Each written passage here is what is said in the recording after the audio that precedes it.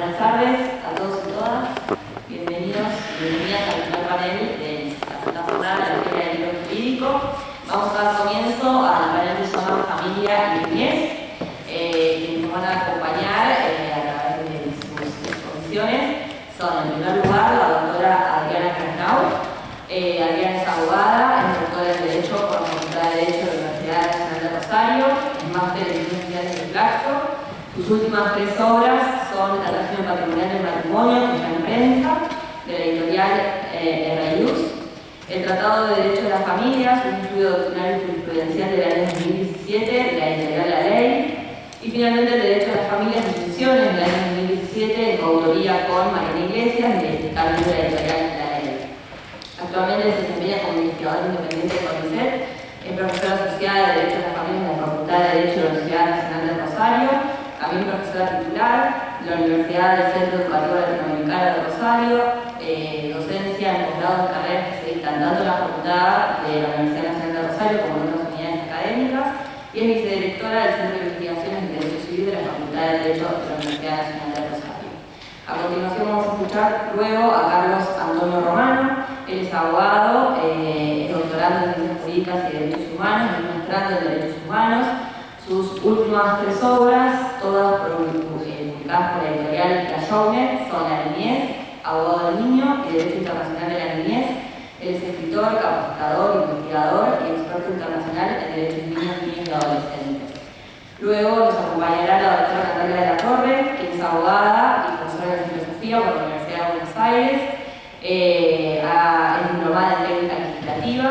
Sus últimas 3 obras son El Derecho de las Familias en el NEA, de la perspectiva jurisprudencial de la editorial Contexto, Derecho Filial, perspectiva contemporánea en las 3 fuentes filiales, de la editorial Abedo Perrot, y Técnicas de reproducción humana asistida, una obra colectiva, de la editorial Provincial. Actualmente se desempeña como asesora de la diputada nacional Ana Rachi Quiroga, de la Cámara de Diputados de la Nación Argentina, es docente en Derecho de Familia y Sucesiones en la Facultad de Derecho de la Universidad Nacional de Avellaneda y de la Universidad de Buenos Aires, y ejerce la profesión liberal. Y finalmente va a cerrar el panel el doctor Sergio Alí Patiño, quien es abogado y procurador, es doctorando en Derecho y también es maestrando en Derecho de Familia, Infancia y Adolescencia, es profesor adjunto a la materia de Derecho de Familia de la cátedra del doctor Osvaldo Mitró, de la Casa de Estudios y de la Universidad Nacional de Lomas de Zamora. Es miembro activo del Instituto de Investigaciones Gioja de la Facultad de Derecho, fue el primer abogado de línea de la provincia de Buenos Aires y es abogado en el ejercicio de la profesión. Gracias y a saludar a Adriana.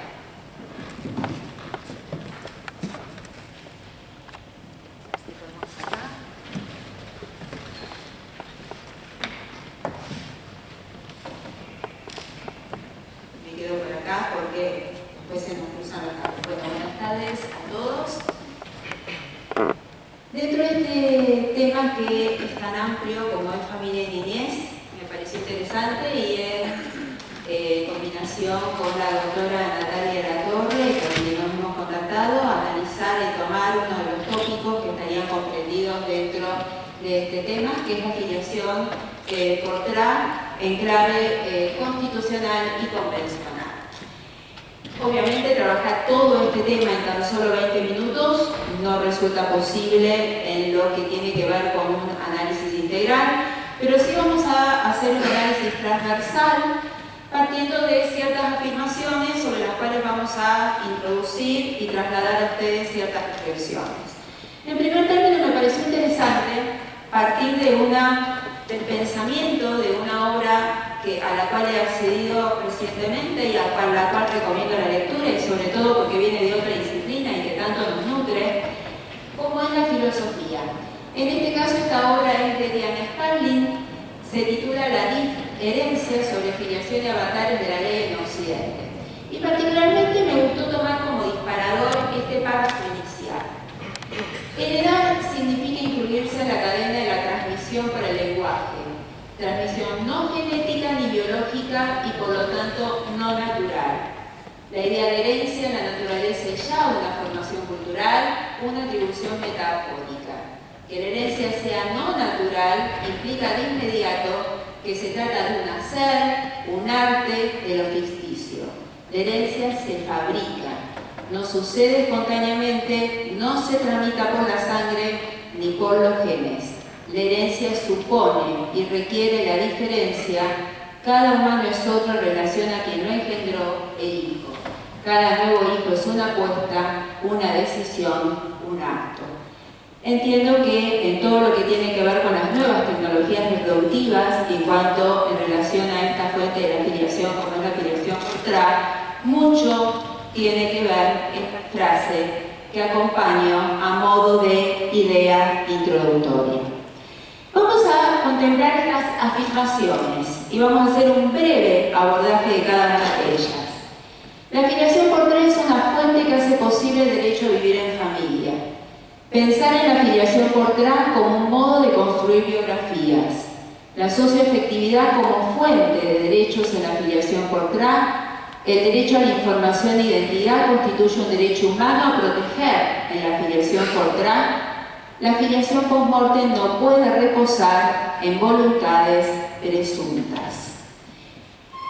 Vamos a iniciar por la primera afirmación que enuncié. La filiación por tres es una fuente que hace posible el derecho a vivir en familia.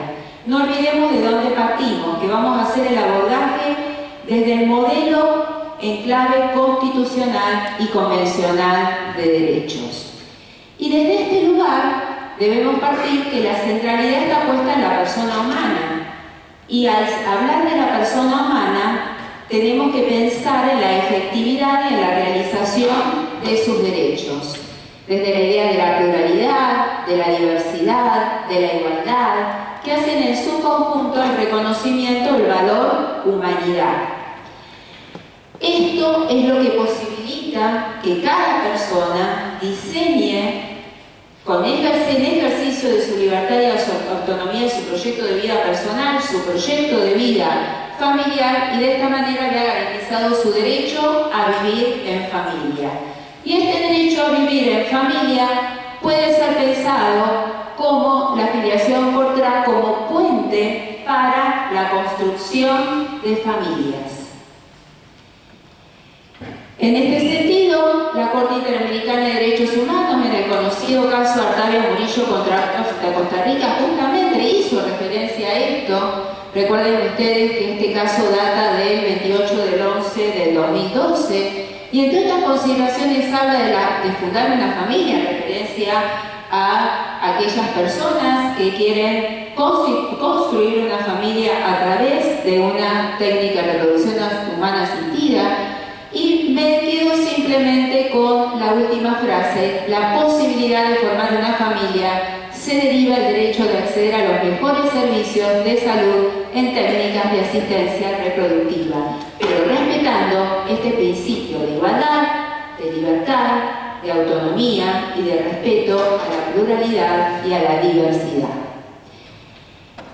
Otra afirmación: pensar la filiación por trans como un modo de construir biografías, y de eso se trata de la frase inicial de la cual partimos.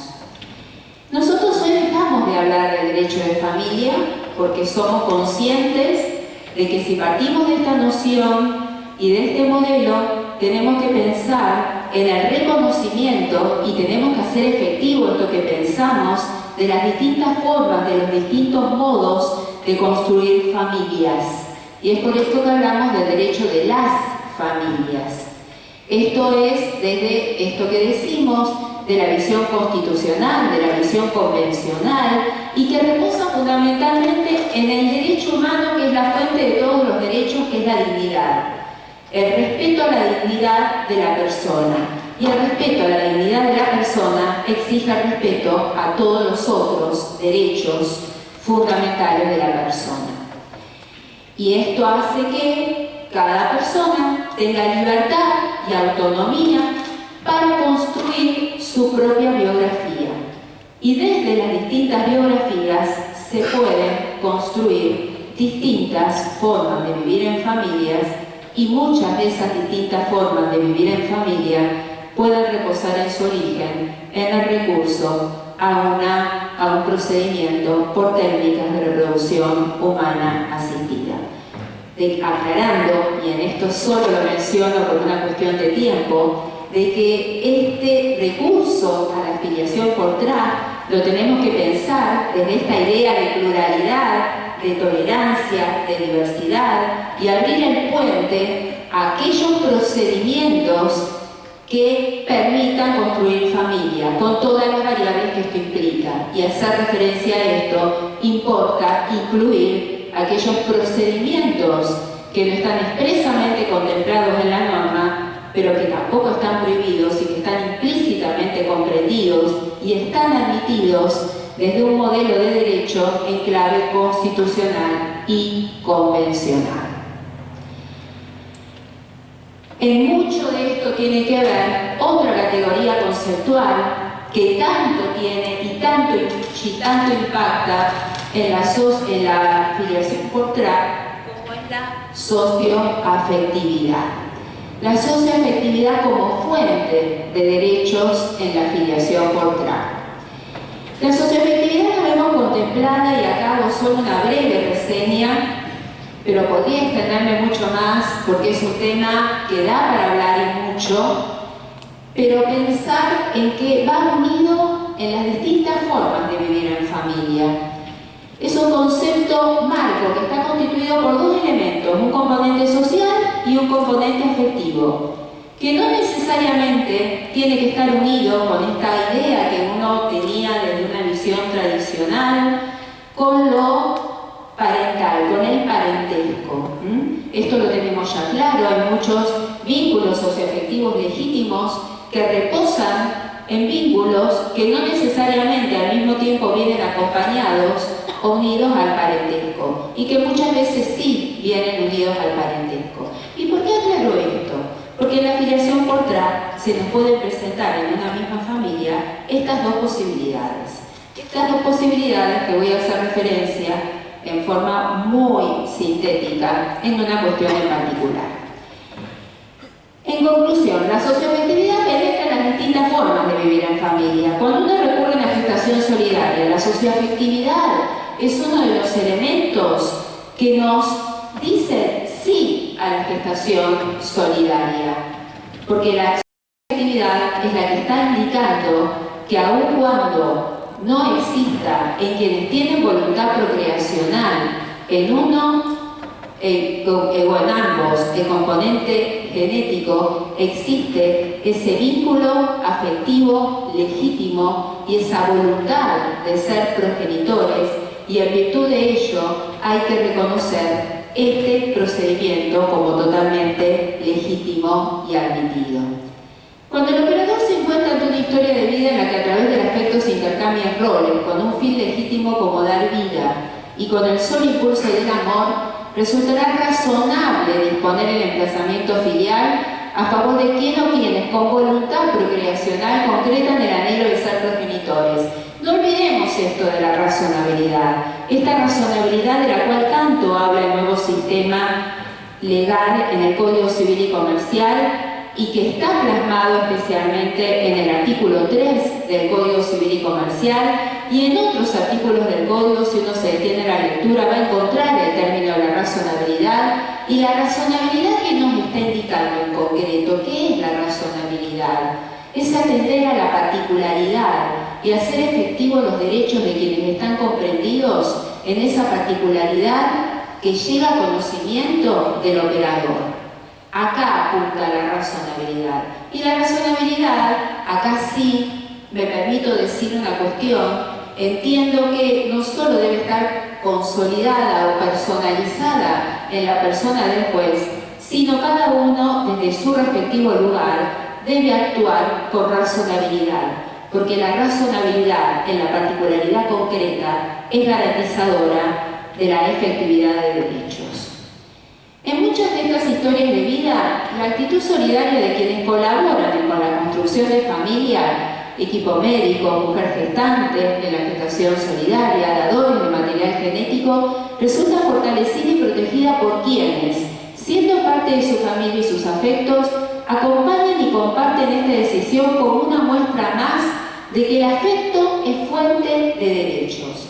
En muchos casos, y esto apunto, en muchos casos nos encontramos en supuestos de gestación solidaria para seguir con este procedimiento en el cual quien actúa como mujer gestante actúa de una manera altruista, pero al mismo tiempo puede tener un vínculo afectivo con quienes tienen voluntad procreacional y al mismo tiempo puede construir un vínculo socioafectivo con quien nace gracias a su participación en el proceso reproductivo. En este caso, al mismo tiempo el sistema valida la posibilidad de reconocer ese derecho, ese vínculo socioafectivo a través de, ¿por qué no?, el reclamo del reconocimiento de un derecho de comunicación, porque esto estaría comprendido claramente en los artículos que justamente hacen referencia al derecho de deber de comunicación. Acá traigo relación, para no olvidar y recordar, el primer antecedente que nosotros tuvimos en la Justicia Nacional en relación a la gestación solidaria, en donde justamente la doctora María Girard, entre sus argumentos, ¿qué dijo? En la gestación por sustitución el elemento determinante es la voluntad procreacional. La voluntad procreacional puede definirse como el querer engendrar un hijo, darle afecto y asumir la responsabilidad por su educación y crianza. La existencia de uniones afectivas donde la reproducción natural no resulta posible obliga a admitir la construcción de un parentesco que no se funde en bases biológicas, sino en la construcción de vínculos basados en la socioafectividad. Y vuelvo a de dónde partí, a la frase inicial, en donde la herencia se fabrica y no responde necesariamente a lo natural y a lo biológico. Algunas variables que aquí las dejo planteadas en lo que tiene que ver con la gestación solidaria: pareja heterosexual casado conviviente, empleo de material genético propio de la pareja, mujer gestante allegada a la familia, pareja homosexual casado conviviente, empleo de material genético de un miembro de la pareja, empleo de material genético anónimo o allegado sin voluntad procreacional, mujer gestante conocido pariente, mujer sola con voluntad procreacional, empleo de material genético de la primera o anónima y de un allegado sin voluntad procreacional, mujer gestante conocida o pariente, hombre solo con voluntad procreacional, empleo de material genético de una allegada sin voluntad procreacional, mujer gestante conocida o pariente. Y otro supuesto, pareja homosexual, casado conviviente con voluntad procreacional, empleo de material genético de uno de los miembros de la pareja y de un allegado con voluntad procreacional, mujer gestante conocida o pariente, y acá nos preguntamos si la razonabilidad no indica la admisión de la pluriparentalidad. No me voy a introducir en esta cuestión porque daría otro tema para hablar, pero me inclino y agrego que en el caso en que la razonabilidad lo indique, entiendo que la pluriparentalidad sería posible. De esto ya tenemos antecedentes en este sentido. Pero a todo este conjunto de variables no puedo dejar de mencionar otra realidad que tiene que ver con estos valores y estos principios de los cuales partimos, que se deben sumar las formas de familia que se legitiman desde una visión abierta a la deconstrucción del binario sexo-género. Vamos a la otra cuestión. El derecho a la información e identidad constituye un derecho humano a proteger la afiliación por trato. Y respecto a esto solo me voy a detener en la mención de un caso muy reciente, el 28 de agosto del año 2019, leo rápidamente los antecedentes. La señora A.B., por derecho propio y en representación de su hija menor, peticiona se ordena al Estado Nacional, Ministerio de Salud y Desarrollo Social, a conservar la información obtenida por el Centro Médico GENS con relación a la identidad del donante seleccionado en el tratamiento de fertilización asistida. La jueza de primera instancia rechaza la medida cautelar, la actor apela. La Cámara Contencioso Administrativo Federal de la Sala Quinta hace lugar a recurso.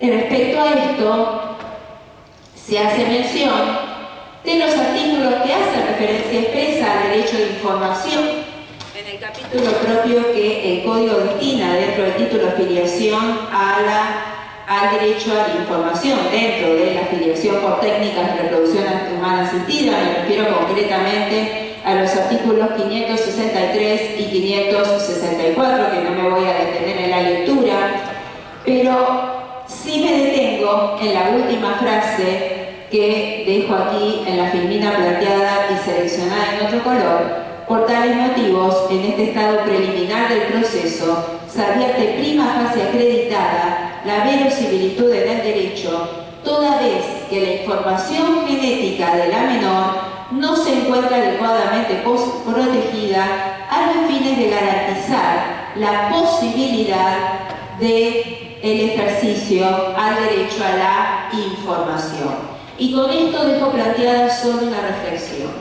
No podemos seguir en una situación en la cual no contamos con un régimen legal integral de filiación por técnicas de reproducción humana asistida que contemple todas estas cuestiones, que el código solo se ocupa de regular, porque no es competencia, porque no es materia propia del código, sino que debemos asumir la responsabilidad, y el Estado debe asumir la responsabilidad como Estado y como garante de los derechos fundamentales de todas las personas, de tomar cartas en el asunto y regular todo aquello que tiene que ver con los derechos de la persona. Y entre ellos está, en la afiliación por TRAP, el derecho a la información.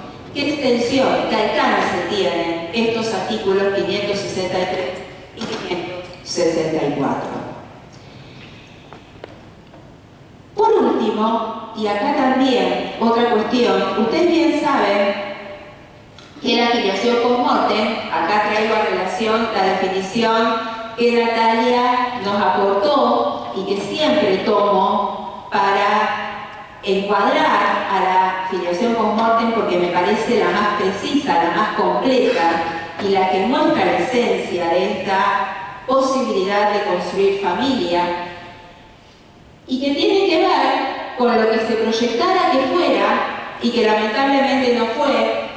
Recordar que tiempo atrás, en la versión anteproyecto y proyecto, se regulaba este procedimiento en el artículo 563, que la norma proyectada se borra el texto que recibe media sanción de la Cámara de Senadores, que el silencio se conserva en el Código Civil vigente, pero que no obstante ello, cuando la razonabilidad indique, también tenemos que pensar que la filiación post-mortem es posible, pero cuando la razonabilidad lo exija.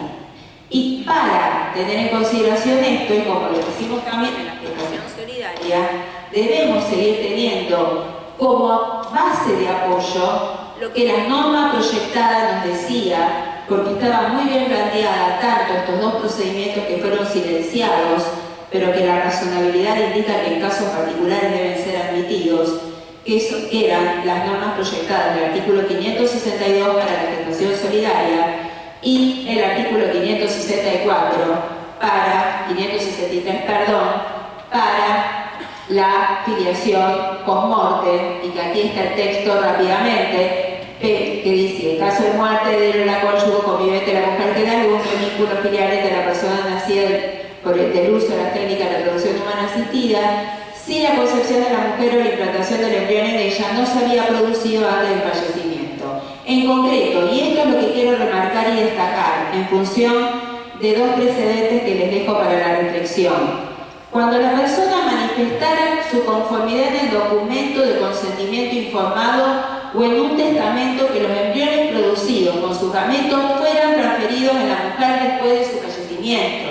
¿Esto qué significa? No solo manifestar su voluntad de criopreservar su material genético por si sobreviene su muerte, sino también que ese consentimiento informado se integre se complete con el deseo de que se produzca la implantación del material genético, la fecundación con su material genético criopreservado o la implantación del embrión después de acaecido su fallecimiento.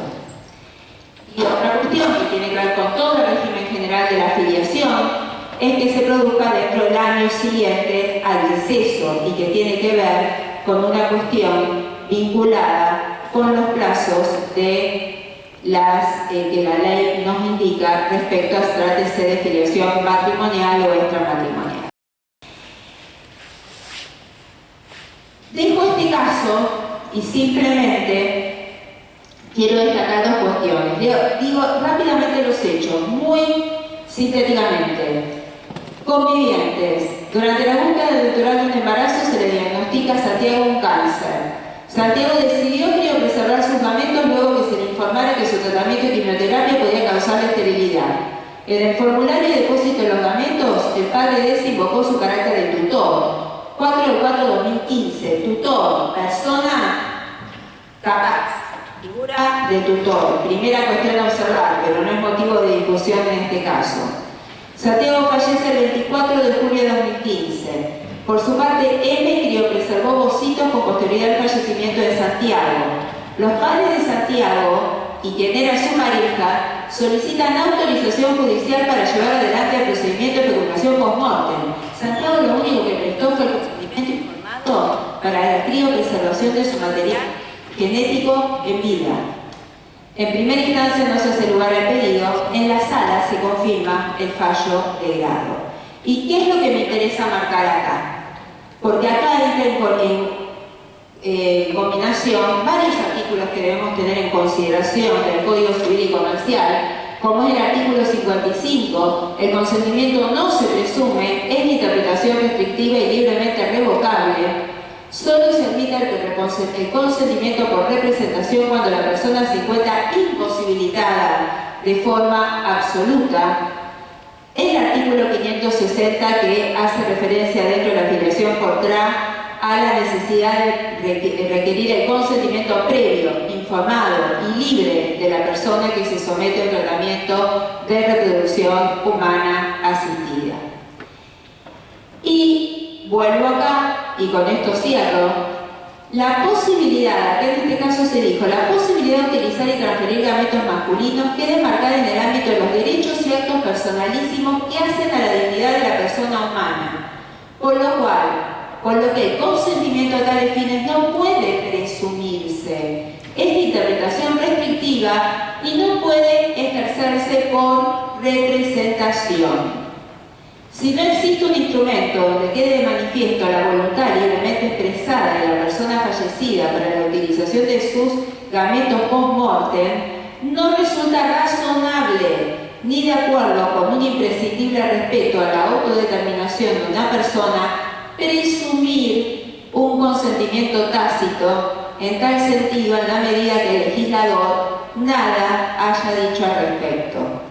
Y por último, se hace imperativa, la última frase que quiero destacar, sería, admitir esto sería consagrar voluntades presuntas para después de la muerte o admitir el consentimiento por representación.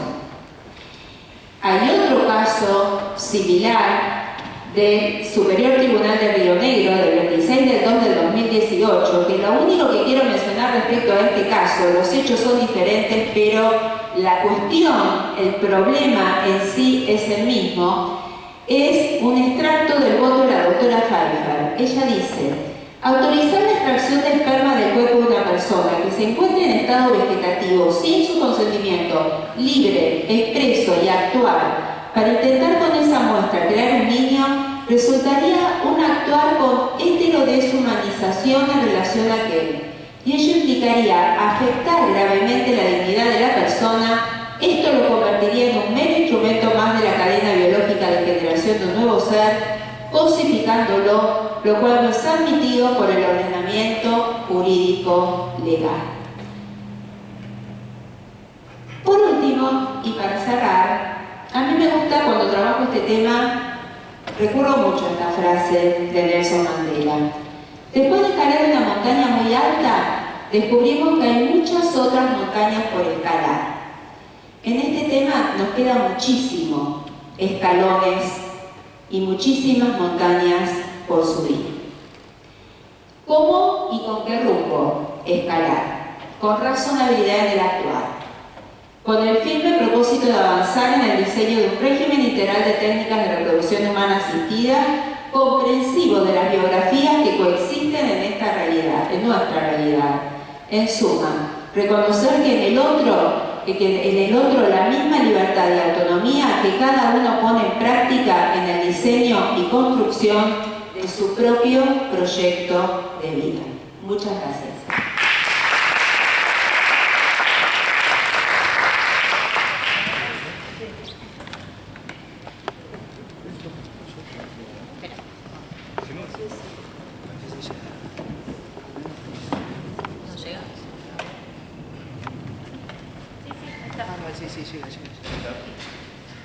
Bueno, gracias por la invitación y por compartir este panel. Voy a tratar de presentar lo más breve que pueda este libro. Con la Joan hice otros dos, la niñez y abogado niño, que están más vinculados a mi actividad práctica como juez de familia y niñez. Y este ya se vincula más vale con la experiencia diplomática de experto en materia de derechos humanos y derechos de niñez.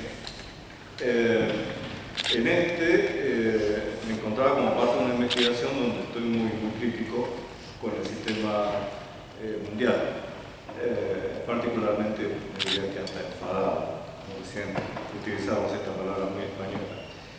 La problemática internacional niñez tiene una disfuncionalidad del sistema mismo. Explico en el libro algo que por lo común no se entiende bien, que tenemos una ley universal, un idioma común a partir de Nuremberg, que se llama derechos humanos, y que no es una constante ética o una creencia religiosa, no entra en lo ideológico, es simplemente los hombres ponerse de acuerdo sobre estamentos que en algún momento se vieron olvidados, que tienen que ver justamente con la persona humana, la dignidad de la persona humana y el respeto hacia el otro. Y vincularmente el atropello sobre esta persona, que me lleva a hacer una consideración de extrema, tomando la jurisprudencia de la que alguna vez he participado de la Corte Interamericana, en el caso Marie Curie, en donde se habla justamente de las personas desaparecidas y se habla de que no solamente hay una desaparición física, sino también dentro del cuerpo y ordenamiento jurídico, que es una forma de castigo por la que maltratamos a nuestras niñas y niños. Esa desaparición de nuestro ordenamiento jurídico tiene que ver, sinceramente, con un mundo adultocéntrico que solamente genera una heteronomía, sin llegar a advertir que son personas humanas con derechos. Esto que parece muy vital, muy visible,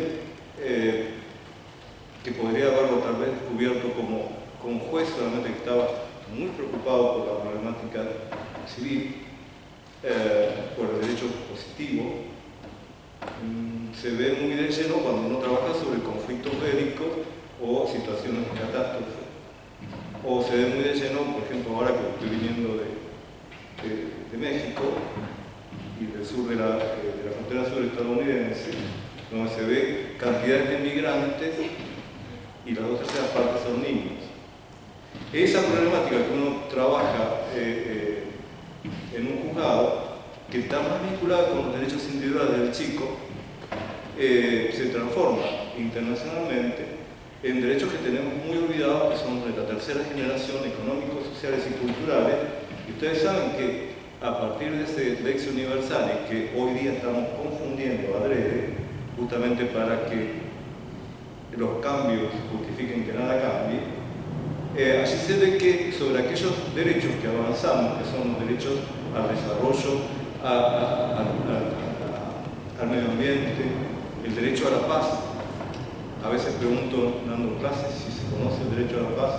Nosotros llegamos a desarrollarlos y se cayeron en el 2001, en el 2003, porque sinceramente cayó uno, porque se entablaron guerras sin la aceptación del Consejo de Seguridad, porque en definitiva estamos hablando de un sistema internacional que disfunciona y el cuerpo base de esa disfunción tiene que ver con los niños, que es lo que estoy explicando aquí.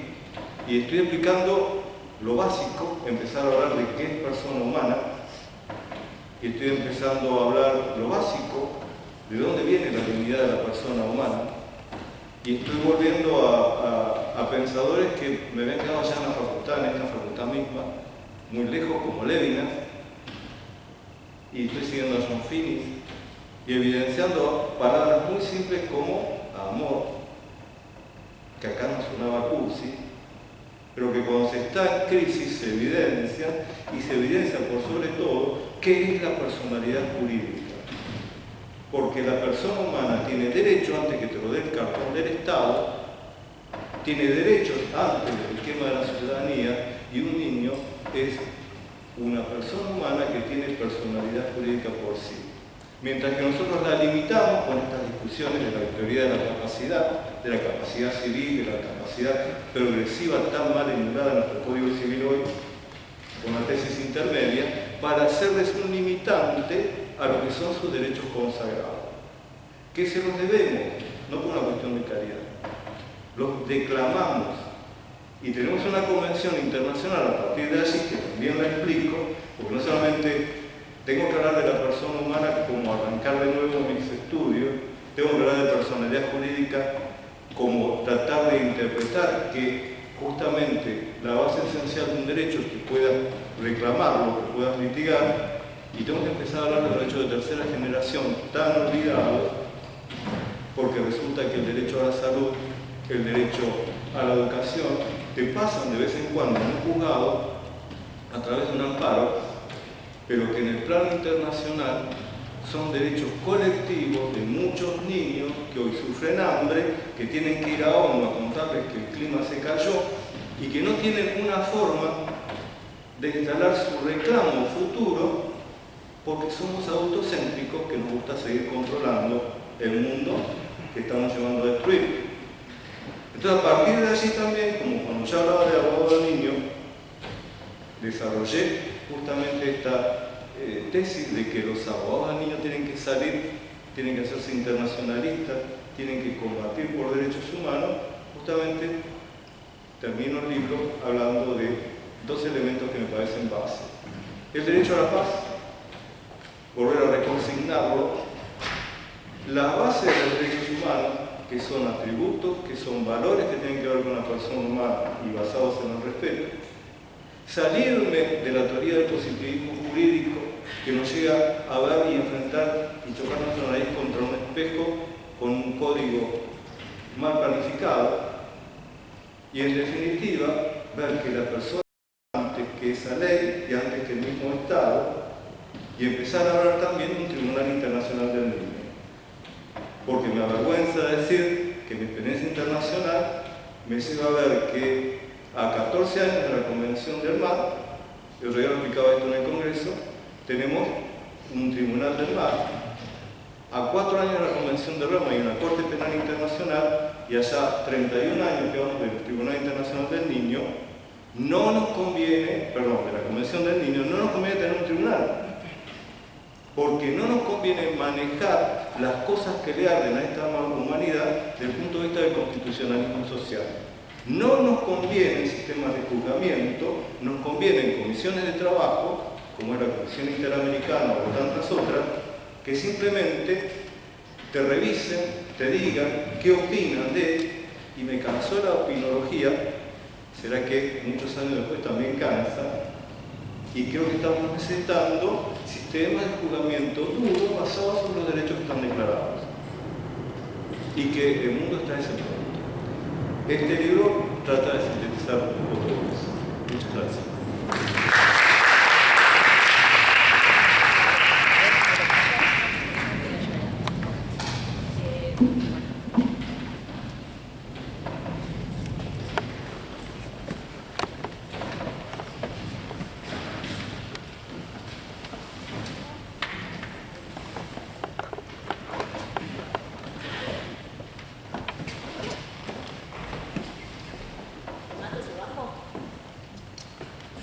¿Sí?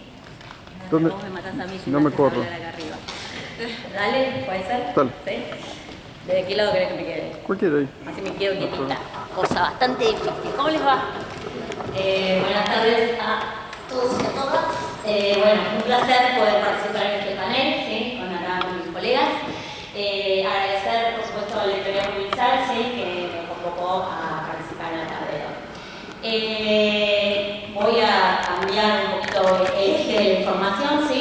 Básicamente, como tenemos poquitos minutos, porque ya empezamos atrasados, se puede ir en otro panel, la idea que traje para la tarde de hoy es compartir con ustedes algunos aspectos, ¿sí?, controvertidos a partir de algunas sentencias que se dictaron con posterioridad al Código Civil y Comercial en materia de uniones convivenciales. Esta otra forma de organización, otra forma de vivir en familia, tan válida así como la forma más clásica, o que es más conservadora, con su criterio, que es la forma matrimonial. Entonces la idea, justamente por mi trabajo particular en el Congreso de la Nación, en la Cámara de Diputados, por la que hoy es la vicepresidenta de la Comisión de Familia, Mujer y Niñez, es un poco hacer un mix, ¿sí? Traje 3 casos, vamos a ver si por una cuestión de tiempo llego a plantear los 3 casos, de distintas jurisdicciones. El primero, no funciona. El primero de Oberá, de Misiones, dictado el 10 de agosto del 2017, con una aclaratoria posterior que después algo diré al respecto. Un segundo fallo de Resistencia del Chaco, del 22 de agosto del 2018, y un tercer fallo del 6 de julio del 2018, está mal puesto, sí, por una cuestión temporal, ahí la pinté con el power, de Neuquén, ¿sí? Tocan aspectos diferentes, ¿sí? No es que todos están abocados a una misma temática. El primero es un cruce entre requisitos constitutivos de la unión convivencial, el famoso artículo 510, y un inciso particular de ese 510, que es el inciso D, que dice que para constituir una unión convivencial y para pedir los efectos, ¿sí?, previstos en el título tercero del libro segundo, uno tiene que cumplir una serie de requisitos. Entre ellos, no tener ninguno de los convivientes un impedimento de ligamen u otra unión convivencial registrada. Bueno, en este caso, ahora vamos a ver, vamos a entrar de lleno en este caso, lo que se plantea es: ¿y qué pasa, ¿sí?, cuando yo quiero peticionar alguno de los efectos del título tercero, por ejemplo, la compensación económica prevista para la unión convivencial, pero tengo, ¿sí?, uno de los requisitos de 510 sin cumplir? ¿Por qué? Y porque tuvimos 18, 20, 25 años de pareja, pero resulta que alguno de los dos nunca había tramitado, ¿sí?, su divorcio con el primer o la primer cónyuge, que efectivamente, como vamos a ver ahora, ese primer vínculo matrimonial, en este supuesto, en el caso de Oberá, se extingue con el fallecimiento del señor, y ahí se abre conflicto. El segundo caso tiene que ver con una petición que está en realidad, o con un efecto jurídico a las convivencias de pareja que está en realidad por fuera del Código Civil y Comercial, pero donde también entra en tela de juicio o en discusión los requisitos constitutivos. Me estoy refiriendo al derecho a pensión, ya previsto, sí, por el legislador, la legisladora, tiempo antes de la sanción del Código Civil y Comercial, pero ahí hay una disputa interpretativa respecto a qué hacer con esas leyes anteriores asistenciales al Código Civil y Comercial, a partir de la definición que hoy me da el Código de Fondo del 509 y 510 con las uniones convivenciales. Y en un último caso, muy comentado, ¿sí?, en distintos portales jurídicos, es nuevamente el cruce, ya no con los requisitos constitutivos de la unión convivencial, sino el cruce con instituto, compensación económica, particularmente con el instituto de la caducidad, para mencionar la compensación económica, y cómo debo analizar esa caducidad de 6 meses de producido el cese, cualquiera sea la causa de cese, el 523, cuando estoy atravesado por una situación, en el caso concreto, de violencia de género, ¿sí? Si llegamos, vamos a hacer, digamos, un análisis y también plantear algunos proyectos de ley que se han presentado como consecuencia, ¿sí?, justamente, entre otras cuestiones, de esta casuística. El primero, entonces, el Código Civil y Comercial, ya todos sabemos, ¿sí?, reconoce a esta forma de organización familiar. Antes del Código Civil y Comercial, no es que las convivencias de pareja no tenían efecto jurídico alguno en nuestro sistema, en nuestro ordenamiento jurídico nacional, sí lo tenían, pero lo tenían por fuera del Código de Fondo, ¿sí? El Código de Fondo no tenía una recepción ni integral, ni diría ni hasta parcial, de efectos jurídicos a las convivencias de pareja. ¿De qué modo habíamos logrado ciertos efectos a las convivencias de pareja? Bueno, a través de 2 vías, ¿sí? Una primera vía es justamente estas leyes asistenciales anteriores al Código Civil y Comercial, piénsese, ley de seguridad social, el derecho a pensión, trasplante de órganos, hoy el hogar, las que lo vamos a ver. ¿Qué más? El artículo 248 de la ley de contrato de trabajo, cada una de las leyes cuando definen, ¿sí?, el alcance subjetivo de las leyes de protección en materia de violencia contra las mujeres, etcétera, etcétera. Muy bien, ahora, esa era una vertiente, era un modo de reconocimiento de algunos efectos ¿De qué manera? Planteando, en más de una oportunidad antes del Código Civil y Comercial, la inconstitucionalidad, creo que se escucha feo, ¿no? La inconstitucionalidad de algunas normas del Código Civil, ¿sí? Que el 1 de agosto del 2015 se encuentra derogado. Muy bien. El caso, Overa, nos trae la primera casuística, el primer caso, el primer planteo. No importa, no se ve mucho, sí, pero ahora les cuento. El primer planteo de inconstitucionalidad del artículo 510 del Código Civil y Comercial. Les adelanto que la inconstitucionalidad peticionada por la parte efectivamente fue declarada por la justicia y se encuentra firme. Particularmente, ¿cuál es la petición? Porque el artículo 510, como anticipé, tiene varios incisos. La petición es la declaración de inconstitucionalidad de uno de esos incisos, el inciso de que requiere que no haya impedimento de ligamen para peticionar cualquiera de los efectos previstos en el código, entre ellos la compensación económica. ¿Qué es lo que pasaba acá? Una mujer se presenta el sucesorio. ¿Y por qué el sucesorio para pedir una compensación económica? Porque esa es una de las diferencias en cómo está regulada la compensación económica en el marco del matrimonio. Está regulada exclusivamente como efecto del divorcio, a cómo está regulada la compensación económica en el marco de la unión convivencial, que está regulada o está prevista ¿de qué manera? Ante cualquier causal de cese. Y cualquier causal de cese, 523 del Código, incluye el fallecimiento. Entonces la señora se presenta y abre un incidente en el sucesorio contra los supuestos, ¿sí?, herederos de quién? De su conviviente fallecido, peticionando una compensación económica. ¿Cómo había sido la situación? ¿Cuál es el caso? La señora había convivido con este señor los últimos 18 años, habían tenido un hijo en común, que justamente también es uno de los declarados o supuestos, ¿sí?, como lo plantea en el expediente, o perdón, en la sentencia, de los supuestos herederos. Un hijo común que ya era mayor de edad, ¿sí?, tenía 18 años de convivencia, incorporación de esta familia, del señor que estaba fallecido, de la señora su conviviente y del hijo en común en la obra social, trámite ante la CES, previo, ¿sí?, para el reconocimiento de la existencia de la convivencia, etcétera, etcétera. Cuando se presenta, ¿sí?, lo que pide la señora es acredita o pretende acreditar en el proceso los tres requisitos, ¿sí?, objetivos de procedencia para la compensación económica. El escribir un manifiesto que implique un empeoramiento de la situación económica de quien está peticionando la compensación económica y que siempre tenga una causa adecuada en el inicio de la convivencia y en el fin de la convivencia. Pero antes de meterse, la juez a resolver el fondo, sí o no la compensación económica, y una vez dicho sí o no cuánto y cuál compensación económica, se encuentra con este planteo de inconstitucionalidad del inciso D.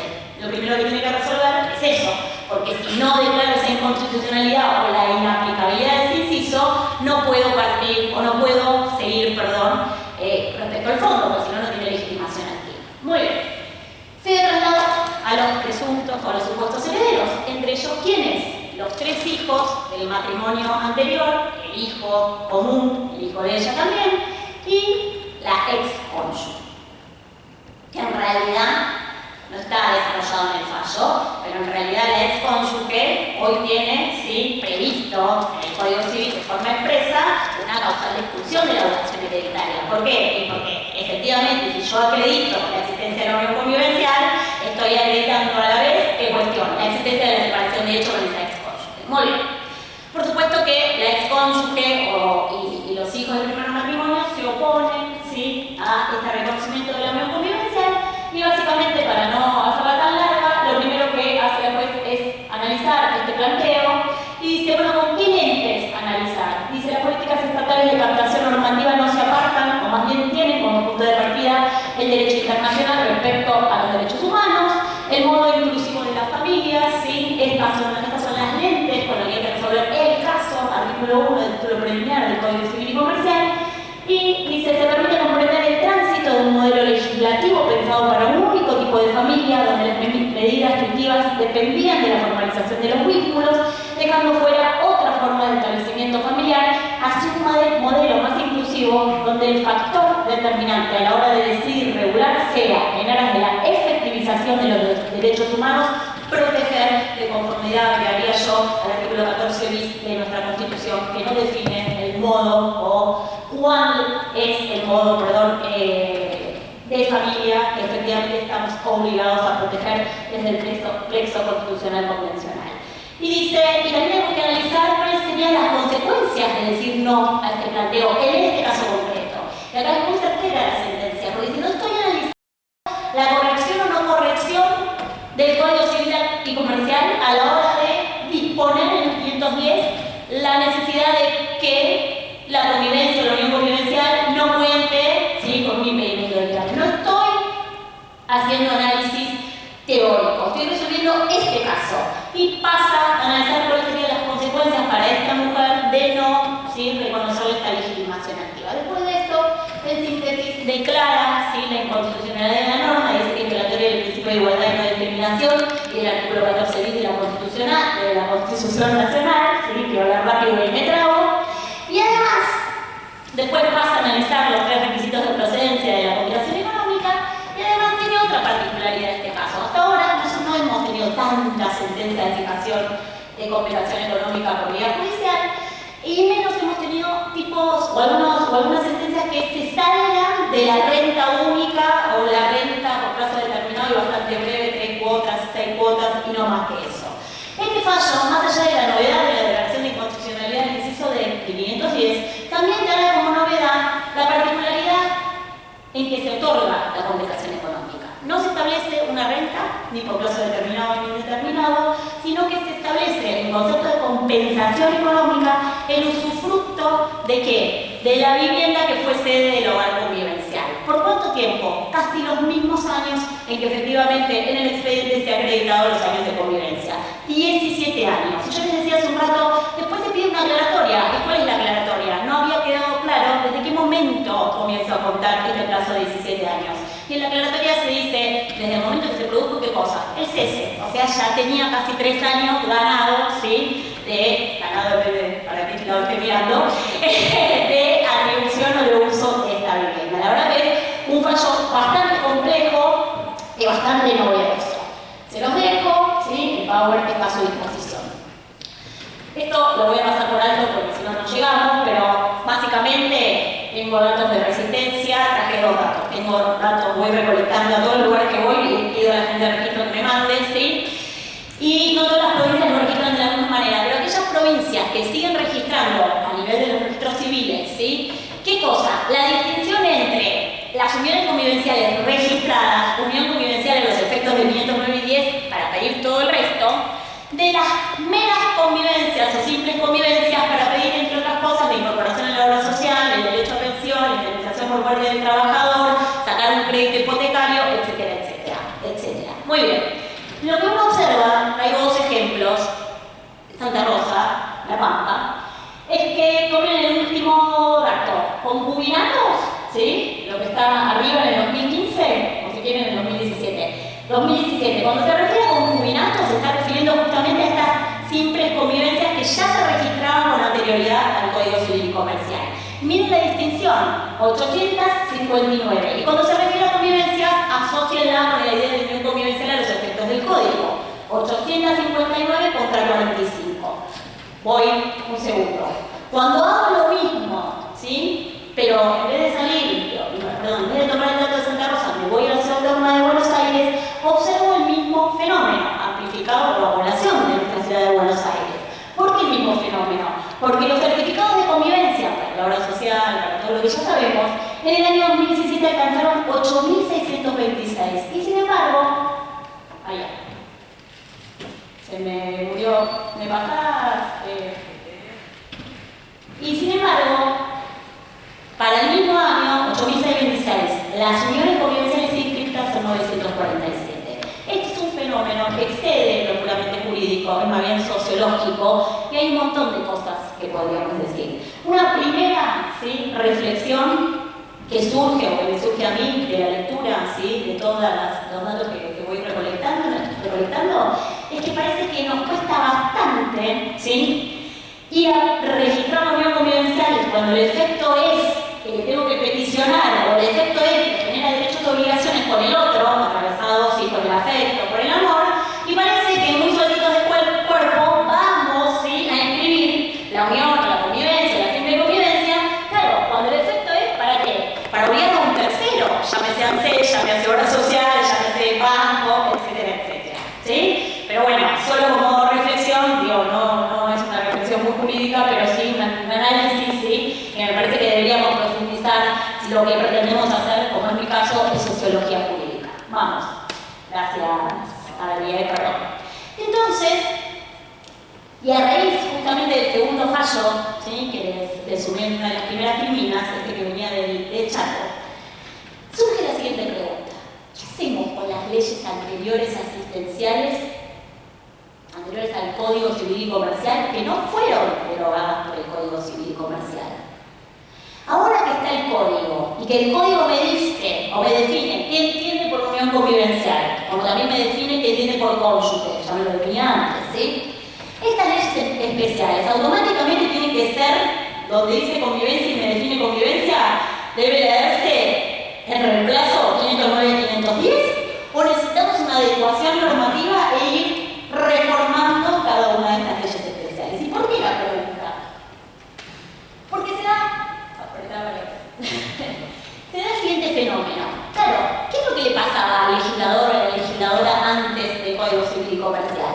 Que cuando querían reconocer efectos jurídicos a las convivencias de pareja, no tenía detrás un código que definiera convivencia. Cuando quería reconocer efectos jurídicos al cónyuge o a la cónyuge, decía cónyuge y punto. Vaya y vea lo que dice el código de fondo para entender qué estoy diciendo acá. Pero cuando tenía que dar efectos jurídicos a las convivencias, se veía en la obligación de definir para esa ley, para ese derecho, para ese efecto, qué entiende por convivencia. Y se da la siguiente paradoja. Para la ley de trasplante de órganos, convivencia es una cosa, para la ley de pensión, convivencia es otra cosa, para la indemnización, producto del artículo 248 de la ley de contrato de trabajo, convivencia es otra cosa. ¿Y dónde está la diferencia fundamental? En los plazos mínimos de convivencia. El código me dice plazo mínimo para tener efectos a los previstos en el código, 2 años. Y voy a la ley de pensión y me dice 5 si no hay hijos. Y voy a la derogada ahora ley de trasplante de órganos, reemplazada por la ley Justina, y me decía 3. Y así podíamos estar un rato jugando. Entonces la pregunta es, sí. 5 minutos. Ya, 5 minutos. Vamos, métele con ganas. En ninguno, y otra cosa. Entonces, tengo leyes especiales anteriores que en general tienen plazos distintos, pero todos más altos que el último inciso del 510. Ahora, si yo hago una adecuación automática, digo, bueno, buenísimo. Reemplazo todo esto automáticamente por la definición de la unión convivencial y estoy ampliando derechos, ¿sí? Estoy ampliando el espectro subjetivo de aplicación de esa norma. Ahora, si hago esa aplicación directa, por otro lado, por un lado amplío, pero por otro lado restrinjo. ¿Por qué? Porque ninguna de esas normativas especiales anteriores al código exigían la comprobación de no existencia de impedimento de ligamento. Entonces, la adecuación instantánea no la puedo hacer. La primera adecuación o la primera modificación, no, un poquito más para atrás, se dio con la ley Justina, ¿sí? No sé si están todos saltando, no importa, quédate ahí, no importa. La ley Justina, la ley que fue sancionada, ¿sí? En la Cámara de Diputados el año pasado, deroga la ley de trasplante de órganos, ¿sí? Cuando vino, se hace una primera adecuación y uno dice restrictiva. Por supuesto que el fin intuitivo de la ley Justina estaba puesto en otro lado, la atención estaba puesta en otro lado, vino del Senado así y se aprobó justamente por lo importante y toda la lucha que estaba detrás del reconocimiento de esta ley. Pero lo cierto es que cuando va uno, ¿sí?, a fijarse qué es lo que dice respecto al reemplazo del artículo cuando regulaba la ablación de órganos entre vivos para la convivencia de pareja, quedó una visión restrictiva. ¿Por qué? Porque adecuó instantáneamente los términos a los definidos en unión convivencial por el Código Civil y Comercial. Primera pregunta. ¿Qué pasa, Marcos?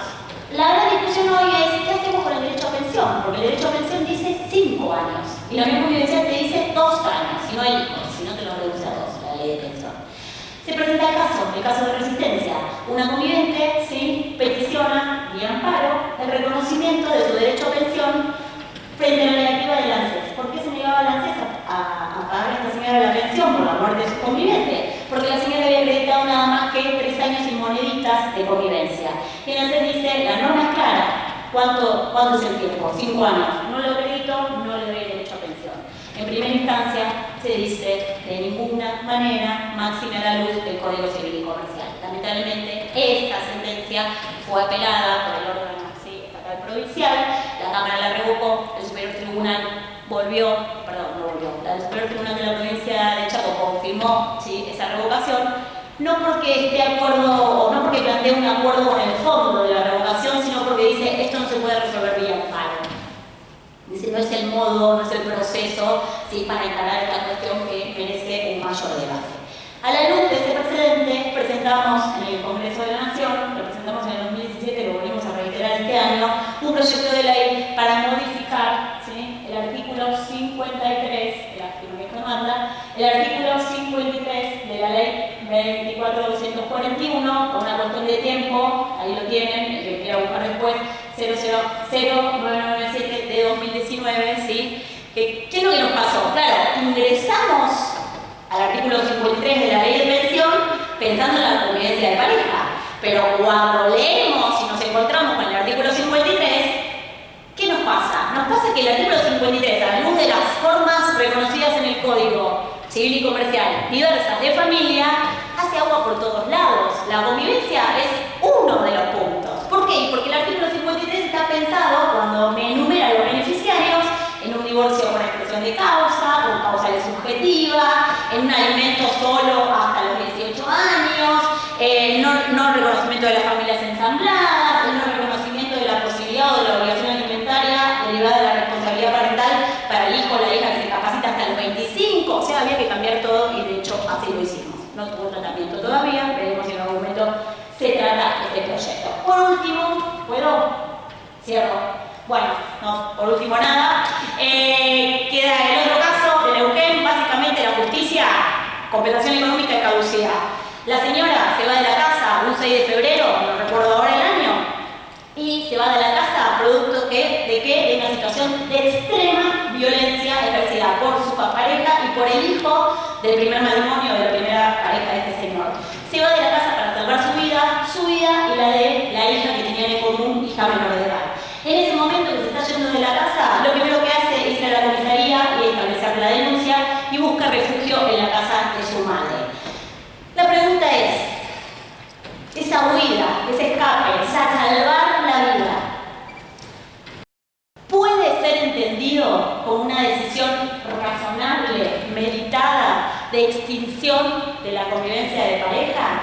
¿Y es esta la fecha adecuada para empezar a contar el plazo de caducidad de 6 meses? ¿Por qué? Porque pasan 7 meses sin moneditas y unos días y la señora se empodera más o menos como para ir a pedir una compensación económica post cese de lo bien convivencial, se le da traslado al señor y el señor ¿qué dice? Excepción. ¿Por qué? Falta de legitimación, señora. ¿Por qué? Y porque se le murió el derecho. La justicia en primera instancia rechazó el límite de la demanda. La señora apela y la Cámara, con muy buen criterio, perspectiva de género, perspectiva obligada, no por capricho, no por feministas, sino, también por feministas, pero no por eso, sino porque es una demanda constitucional convencional. Y no solamente aplica perspectiva de género, no solamente aplica CEDAW y Benito Pará, sino que también aplica las 100 reglas de Brasilia, respecto al acceso a la justicia de las personas en condiciones de vulnerabilidad. Y le da legitimación activa a la señora para que empiece a discutir el fondo, es decir, la compensación económica. A la luz de ese precedente, presentamos un proyecto de ley para modificar algunos aspectos en materia de compensación económica, tanto en el marco del divorcio como en el marco de la unión convivencial. Por una cuestión de tiempo, porque es largo explicar el proyecto, pero en el café se les explico a todos los que estén interesados. Muchas gracias.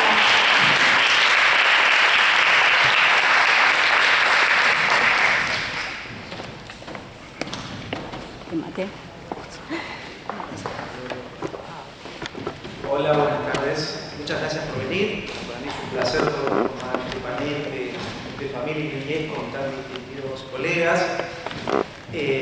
Normalmente yo me dedico desde el año 2015 a dictar talleres de posgrado, en lo que vemos, mejor dicho, lo mismo lo que vemos es la cuestión teórica y la práctica, o esto aplicado a la práctica, que significa casos reales, y con casos planteados incluso por los asistentes.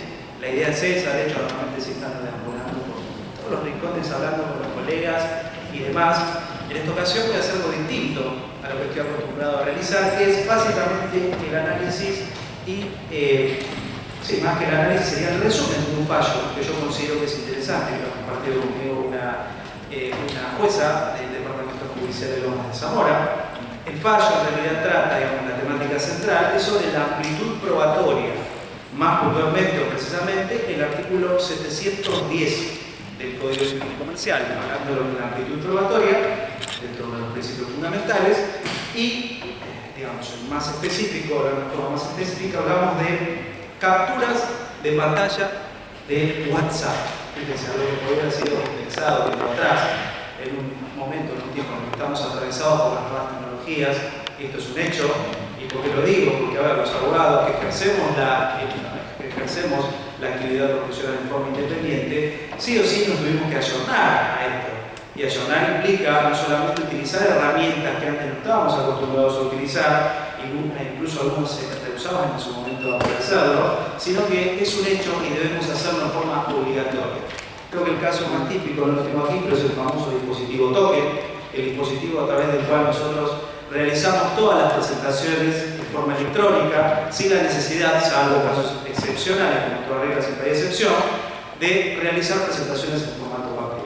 ¿Qué sucede? Esto no sucede en todos los casos de la redundancia, sino que es a modo excepcional. La realidad es que todas las presentaciones que debemos hacer se hacen a través de un sistema digital. Por eso también es algo frecuente hablar de lo que son los expedientes digitales o esta posibilidad de tener lo que antes teníamos en formato papel, que se encuentre todo digitalizado en un juzgado.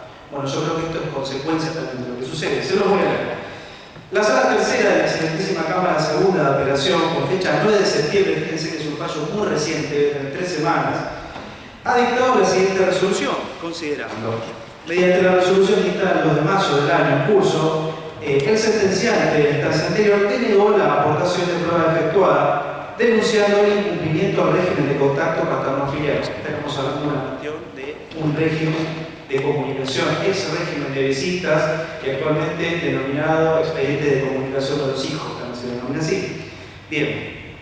Contra tal forma de decir, apeló la demanda sosteniendo sus agravios en escrito el día 11 de julio. Esto es un resumen, recuerden, Abordando la cuestión sometida al tribunal, se recuerda que en cuanto a los principios relativos a la prueba, en los procesos de familia rige el principio de libertad y amplitud probatoria, que es lo que, hace un ratito, el artículo 710 del Código Civil y Comercial.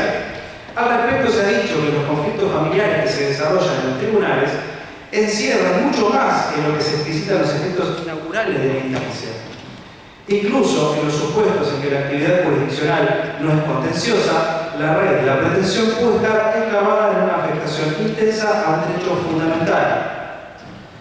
La actividad judicial cobra un dinamismo y un protagonismo diferente en función del fuerte influjo que causó en el derecho familiar la constitucionalización del derecho privado. Para que los derechos humanos y su doctrina, incorporados al bloque de constitucionalidad federal, no se estanquen en una mera enumeración, sino que se efectivicen y cobren vida, son necesarios ajustes que doten de coherencia a un sistema jurídico disperso. Ese piso mínimo se logra a partir de algunas pautas de naturaleza procedimental que se introducen en el Código Civil y Comercial, haciendo visible la conexión inescindible que tiene la forma y el fondo en la ejercicio de los derechos citan fundamentos. Se brinda una explicación acerca de la metodología seguida para su redacción. Y así se expresa que en aquellos supuestos controvertidos se tomaron decisiones que no estuvieron orientadas por nuestras impresiones personales, sino por los valores representados en el bloque de constitucionalidad y las decisiones legislativas o jurisprudenciales ya adoptadas en nuestro país. Una de ellas, sin duda, constituye la cuestión probatoria, que es lo que nos trae aquí. Herramienta imprescindible para las partes y para el juez en la solución del conflicto jurídico. La actividad esencial de las partes en los procesos, luego de realizar sus postulaciones, mediante la descripción de los hechos, es llevar convicción al juez sobre la ocurrencia de ellos en determinadas condiciones, de modo, tiempo y lugar. La especialidad del foro de familia y los derechos que se ventilan obliga al legislador a incorporar un lineamiento general que, si bien no resuelve los casos concretos vinculados con el hacer probatorio, temática competente a los códigos procesales provinciales, bajo la forma de un principio, permite sortear la rigidez propia de los sistemas jurídicos en camino a la verdad y la satisfacción más plena de los derechos. Esto lo presentaría normalmente una tribuna y estaría destacado en los puntos. Se dispone que el juez procede con criterio amplio y exigible para admitir las pruebas en los procesos de familia. Y vinculado con esto, si es conducente o no de duda, se estará por la primera opción. Finalmente, también será exigible su valoración al momento de dictar la sentencia.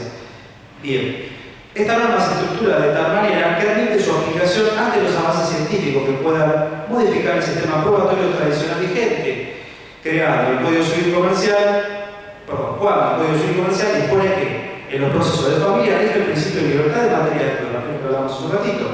No solo se refiere a la actividad de la parte de ofrecer a las que estimen a su derecho, sino la actividad jurisdiccional tendiente a dar cabida a medios probatorios no tradicionales.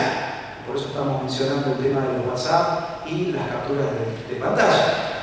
Se tiene en cuenta como consecuencia previsible de las relaciones que se despliegan en el ámbito familiar, en el espacio íntimo, que los hechos invocados pueden resultar de difícil acreditación.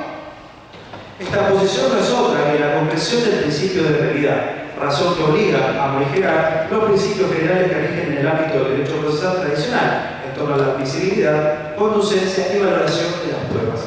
En el ámbito del proceso de familia, cuando se pongan en duda algunos de estos aspectos, el juez debe inclinarse por admitirla. Siempre será preferible la producción de la prueba, aunque luego no se logre la comprobación del hecho alegado, que el gravamen irreversible que causaría la falta de demostración por negativa a admitir su admisión o negar que sea conducente antes de que se lleve a cabo, conforme, bueno, en este caso citan a la doctora Marisa Herrera.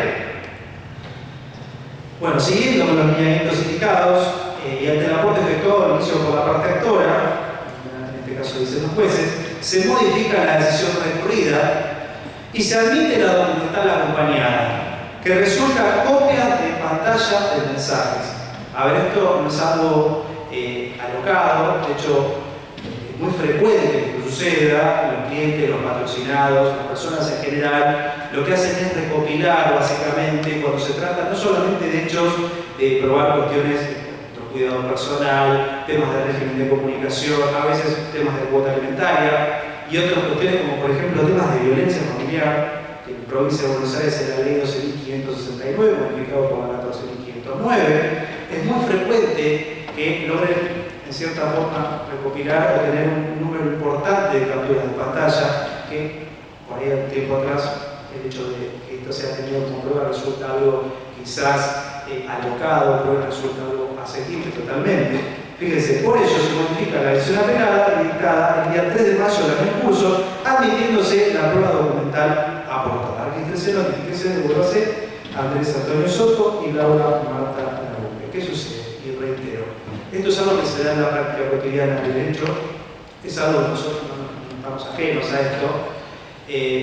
Probablemente, en el caso de que ustedes como abogados patrocinantes si ejercen el derecho de familia, es muy común que esto suceda y esto evidentemente sirve como prueba. Tengan en cuenta, en base al principio de la amplitud probatoria, el juez no puede llegar en este caso a receptar y después verá su conducencia o si es conducente o no la prueba que nosotros estamos aportando. Que en algunos casos, en muchos casos, incluso hasta se puede utilizar en temas de filiación, de acciones de reclamación de filiación. Sin más lejos, de la mañana, toda una audiencia preliminar en la cual se incorporó dentro de la prueba documental capturas de pantalla, no solamente de WhatsApp, sino también de otras redes sociales como Facebook e Instagram. Por eso digo, estamos en una realidad atravesada por las nuevas tecnologías y nosotros no podemos quedar ajenos a ello. De cierta forma, como abogados, nos tenemos que ayornar y realizar este tipo de planteos para que pueda tener una validez y esto sea común. Bien, y a modo de cierre, quise dar unas palabras, que es el decálogo de los mandamientos del abogado, el decálogo del abogado de Eduardo Couture. Son 3 puntos. Primero, estudia. El derecho se transforma constantemente. Si no sigue sus pasos, serás cada día un poco menos abogado. El octavo es, ten fe. Ten fe en el derecho como el mejor instrumento para la convivencia humana, en la justicia como destino normal del derecho, en la paz como sustitutivo bondadoso de la justicia y sobre todo ten fe en la libertad, sin la cual no hay derecho, ni justicia, ni paz. Y el décimo y último, ama tu profesión. Trata de considerar la abogacía de tal manera que el día en que tu hijo te pide un consejo sobre su destino, consideres un honor para ti proponerse que sea abogado. Muchísimas gracias.